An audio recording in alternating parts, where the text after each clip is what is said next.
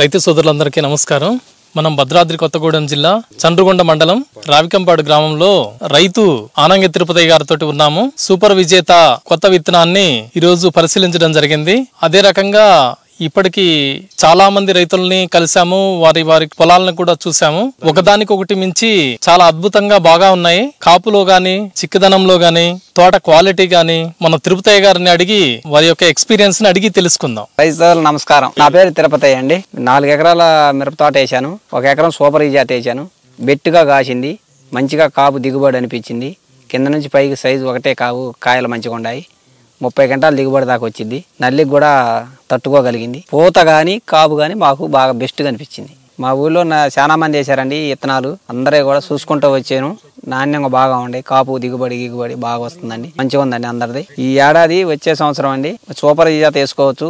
తలా 2-3 ఎకరాలు పెట్టుకోవచ్చు. బెట్టు క్వాలిటీ కాపు దిగుబడి బాగా వచ్చింది. దగ్గర కాపు నల్లికి కూడా కొంచెం తట్టుకోగలిగింది. ఈ సంవత్సరం ఎకరం వేసినామండి సూపర్ విజేత.